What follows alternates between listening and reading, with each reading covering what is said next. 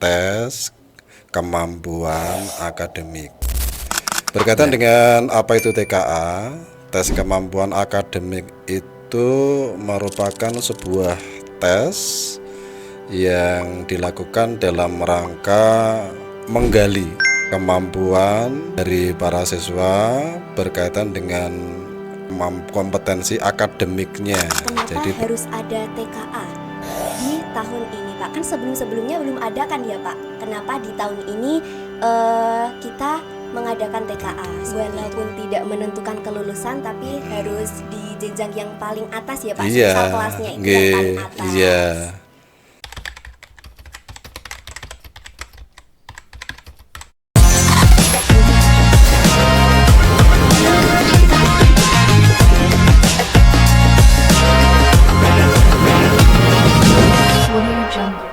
Assalamualaikum warahmatullahi wabarakatuh. Halo Sobat JK Podcast, kembali lagi di Jagad Ginelar Podcast bersama saya Dwi Putri Rahmawati yang akan memadu podcast pada kali ini. Semoga sobat semua dalam keadaan sehat dan semangat untuk belajar hal-hal baru bersama kami. Pada kesempatan kali ini, kami kedatangan narasumber yang sangat spesial, yaitu Bapak Supardi Sarjana Pendidikan selaku Waka Kurikulum di SMA Negeri 1 Pracimantoro. Beliau akan menyampaikan sebuah informasi penting terkait dengan adanya TKA. Selamat siang Bapak. Selamat siang Mbak Dwi dan sahabat podcast semuanya. Sobat JK Podcast, sudah kenal belum nih yang namanya TKA? Nah, kalau belum, tenang saja, karena kita akan mengupas tuntas bersama Bapak Supardi. Jadi begini Pak, saya itu sebagai siswi itu pengen lebih tahu dan mendalami. Apa itu TKA, boleh dijelaskan Bapak? Terima kasih atas waktunya, kesempatan bagus sekali bagi saya untuk menyampaikan informasi sekitar TKA Mbak Dwi. Baik Bapak. TKA niku kalau dilihat dari kepanjangannya tes kemampuan akademik. Yang ini merupakan tahun pertama. Kelas 12 tahun 2025 merupakan sebagai siswa pertama yang akan menjalani TKA ini. Berkaitan dengan apa itu TKA, tes kemampuan akademik itu merupakan sebuah tes yang dilakukan dalam rangka menggali kemampuan dari para siswa berkaitan dengan kompetensi akademiknya. Jadi nanti hasilnya berupa nilainya adalah nilai yang terdiri dari beberapa nilai mata pelajaran wajib dan 2 mata pelajaran pilihan. Itu definisinya Mbak Dwi. Baik, jadi TKA ini untuk mengukur ya Pak seberapa kemampuan siswa-siswi itu. Dalam mata pelajaran tertentu yang dipilihnya gitu. Baik Pak, kenapa harus ada TKA di tahun ini Pak? Kan sebelum-sebelumnya belum ada kan ya Pak? Kenapa di tahun ini kita mengadakan TKA seperti itu Pak? Ini mengapa kok tahun ini pemerintah mencanangkan adanya tes kemampuan akademik. Sejarahnya begini Mbak Dwi. Jadi zaman dulu kala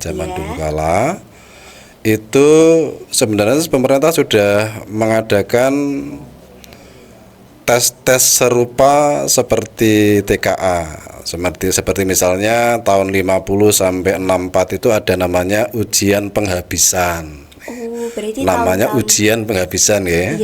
Soalnya dibuat pemerintah, kemudian berupa soal esai dan nanti hasilnya diberikan kepada siswa.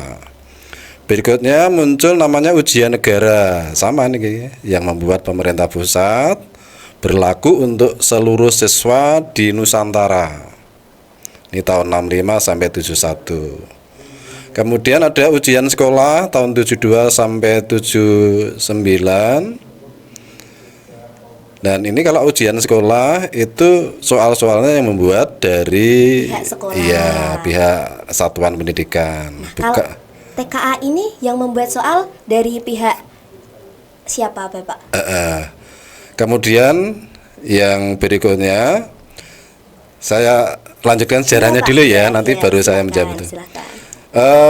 Tahun 2015 sampai 2019 itu yang sebelumnya ada namanya ujian nasional yang soal-soalnya dibuat oleh pemerintah pusat dan itu menjadi penentu kelulusan Mbak Dwi. Jadi nilai ujian nanti menjadi penentu kelulusan dengan batasan nilai minimal 4,25. Kalau kurang dari itu satu saja mapel dinyatakan tidak lulus. Setelah itu menjadikan semua pihak menjadi galau, termasuk siswa, orang tua, guru dan sebagainya.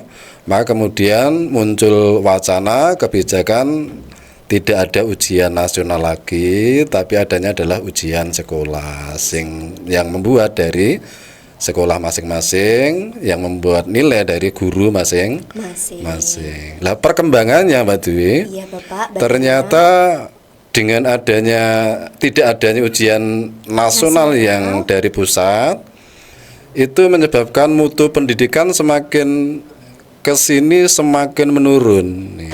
Iya, Pak. Karena apa? Karena ada kecenderungan dari guru atau dari sekolah itu, kalau istilah yang ngetren itu setengah nilai, iya. Jane bijine gur sithik tapi sehingga ini menyebabkan pemakai lulusan menjadi tidak percaya kepada sekolah. Karena pengalaman yang ada niku lulus dari STA misalnya ya, nilainya tinggi-tinggi, tapi begitu praktek disuruh masang sekrup saja tidak bisa. Nah ini kemudian tidak pas ya Pak kemampuannya. Iya, tidak sesuai sekali yang nilainya tinggi-tinggi ternyata kemampuannya rendah sekali.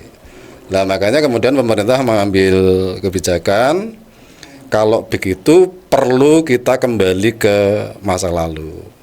Ada ujian terstandar yang diselenggarakan oleh pemerintah pusat. Hanya saja kalau dulunya itu menjadi penentu kelulusan, sekarang tidak. Oh, berarti TKA ini tidak menentukan kelulusan ya, Pak? Tidak. Jadi fungsi dari TKA itu nanti hanya sebagai validator. Validator terhadap nilai raport. Misalnya nilai raportnya 7, apakah betul 7? Nanti yang memvalidasinya adalah TKA-nya. Nek bijine TKA juga 7, oh berarti valid. Kalau nilainya 9, TKA-nya 6, wah ini ragu. Dipertanyakan. Kalau nilai rapotnya 6, TKA-nya 9, luar biasa. Luar biasa. Berarti siswa itu sesuai dengan kemampuannya, begitu ya Bapak. Terus tadi apa yang ditanyakan itu Pak? Itu Pak, apa bedanya? Kan kalau ujian sekolah itu yang membuat soal Bapak Ibu guru dari sekolah. Nah, kalau TKA ini yang membuat soal siapa Bapak? Iya, kalau TKA itu soalnya langsung dibuat oleh pemerintah pusat. Jadi nanti siswa itu tinggal klik di komputer. Soalnya keluar, klik, nanti nilainya yang mengolah dari pusat sana, panitia pusat gitu. Nah Pak, untuk mengikuti TKA tersebut apakah ada syarat-syarat tertentu? Syarat khususnya ya, yang pertama harus berada pada jenjang kelas 6 untuk SD Kalau SMP kelas 9, kalau SLTA, SMA, SMK kelas 12. Ini harus. Jadi pada jenjang terakhir pendidikan tertentu. Walaupun tidak menentukan kelulusan, tapi harus di jenjang yang paling atas ya Pak, misal kelasnya itu yang paling atas. Baik Pak, terus mata pembelajaran yang diujikan saat TKA itu cuman mata pelajaran wajib yang ada di kelas atau ada pilihan lainnya Pak? Ada TKA itu ada 2 kelompok mapel yang diujikan ya Mbak Dwi. Yang pertama namanya kelompok mapel wajib. Itu ada matematika umum, nggih. Terus bahasa Indonesia umum juga, dan bahasa Inggris umum. Kemudian untuk yang mata pelajaran pilihan itu menurut Juknis, petunjuk teknis pelaksanaan TKA, itu kira-kira ada 19 mata pelajaran. Baik, itu apa saja Pak kalau boleh tahu? Yang pertama gini ya, saya buka ya. Iya Pak, silakan. Ada mata pelajaran bahasa Indonesia lanjut, bahasa Inggris lanjut, kemudian ada ekonomi. Kalau yang IPA itu ada fisika, kimia, biologi ya Mbak Dwi. Iya. Kalau yang IPS ada ekonomi, sosiologi, geografi, sejarah, PKN, pendidikan Pancasila, PKWU. Kemudian ada bahasa Indonesia tingkat lanjut, bahasa Inggris tingkat lanjut, antropologi. Kemudian kalau kelas yang sekolah yang mengajarkan bahasa asing, Jepang, Mandarin, Korea, Arab, Perancis, Jerman, itu juga ada mata pelajaran pilihan. Tapi kalau di sekolah kita karena tidak ada pelajaran bahasa asing, maka ini juga tidak ada tesnya. Gitu Mbak Dwi. Baik Pak, jadi keuntungan siswa-siswi untuk mengikuti TKA ini apa saja Pak? Apakah TKA ini bisa untuk mendaftar ke jenjang yang lebih tinggi seperti untuk kuliah, begitu Bapak? Yang pasti keuntungannya pengalaman Mbak.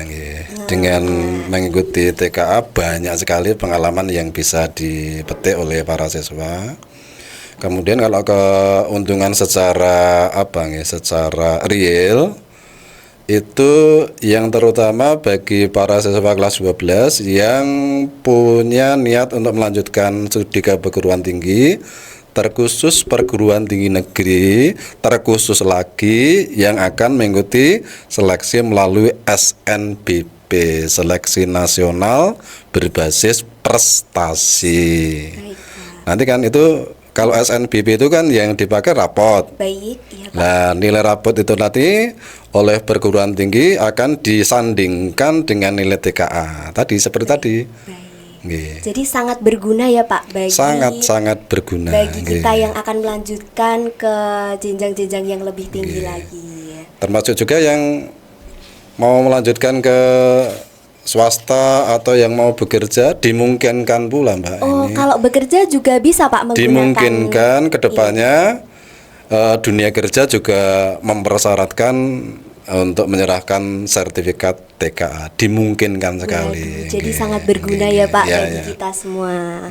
Nah, menurut Bapak ini sebagai wakakurikulum di SMA Negeri 1 Pracimantoro ini, bagaimana Pak strategi belajar untuk para siswa-siswi untuk menyeimbangkan kan semisal ya Pak dari sekolah itu udah ada tugas atau PR banyak dan masih untuk persiapan dengan adanya TKA ini bagaimana Pak?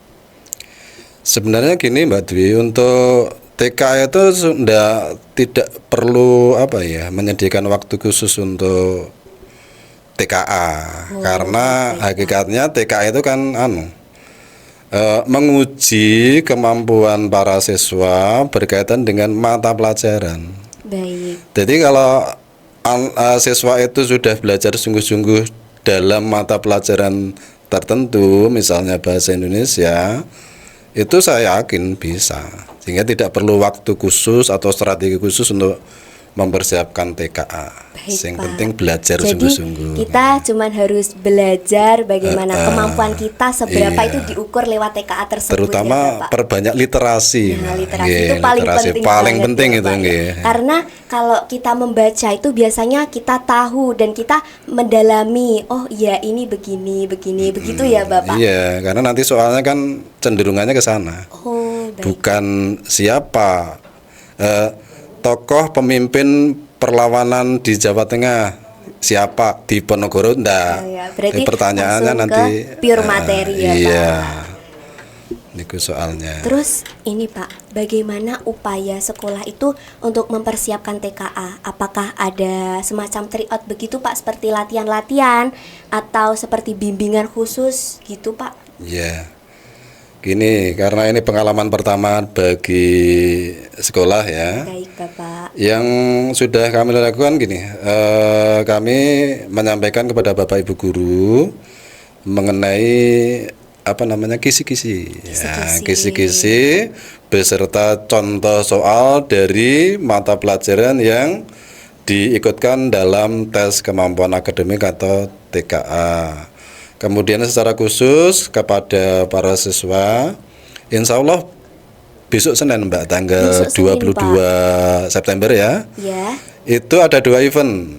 Event yang pertama ada kelompok kelas 12 yang mengikuti namanya kompetisi nasional TKA. Baik Bapak, itu dilaksanakan di sekolahan langsung ya Pak? Ada 168 kalau tidak salah kelas siswa 12 yang mengikuti? Wah, banyak sekali ya Bapak. Kemudian yang tidak mengikuti juga ada kegiatan Mbak kaitannya dengan TKA. Mereka-mereka yang tidak ikut namanya kenal TKA. Oh, kenal TKA. Itu kami kumpulkan di lantai 3 besok hari Senin ya, tanggal 22, bersama-sama berlatih untuk mengerjakan latihan soal-soal TKA gitu. Baik Pak, berarti sekolah itu sudah mengupayakan semaksimal mungkin agar siswa-siswi itu dapat belajar secara maksimal ya Pak. Ya, nanti dimungkinkan juga Mbak dari masing-masing guru mapel itu bersama dengan para siswa yang memilih mapel tertentu akan diadakan pembimbingan khusus. Pembimbingan khusus. Berarti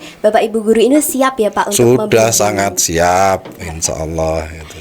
Baik Pak, selanjutnya apakah ada pesan untuk murid sekaligus wali murid untuk menghadapi TKA? Kan ini baru TKA yang pertama di tahun ini ya Pak, maksudnya baru berjalan. Bagaimana Pak, apakah ada pesan yang ingin disampaikan kepada murid-murid dan sekaligus wali murid? Pesan saya hanya satu Mbak. Meskipun ini sesuatu yang baru, kata kuncinya adalah jangan panik. Kita tidak boleh panik supaya kita bisa mempersiapkan dengan sebaik-baiknya. Kenapa? Kalau kita sudah panik, kita tidak bisa berpikir. Iya Pak, betul sekali. Makanya tidak perlu panik, tapi kita persiapkan dengan sebaik-baiknya untuk menghadapi tes kemampuan akademik. Ini baik orang tua maupun para siswa, gitu ya Mbak ya. Baik Pak, sebelum kita menutup percakapan pada hari ini, bolehkah Bapak untuk menyampaikan pantunnya sedikit Pak agar bisa memotivasi bagi ini sudah saya yang siapkan menonton. Pantun yang sangat indah. Silahkan Bapak. Boleh saya sampaikan ya Mbak? Boleh Pak, silahkan. Pantunnya, makan ketupat bersama rendang. Cakep gitu. Cakep. Nikmat rasanya di hari raya. Cakep. Walau TKA terasa menantang. Cakep. Yakinlah kamu pasti bisa. Gitu ya Mbak ya. Wah, luar biasa sekali ilmu dan pengetahuan yang diberikan oleh Bapak Supardi tentang TKA pada hari ini. Terima kasih banyak Pak sudah berkenan hadir dan berbagi pengetahuan di JG Podcast kali ini. Semoga apa yang disampaikan oleh Bapak Supardi bisa bermanfaat bagi kita semua, terutama siswa-siswi yang akan menghadapi TKA. Terima kasih untuk Sobat JG Podcast yang sudah setia untuk menonton kami dari awal hingga akhir.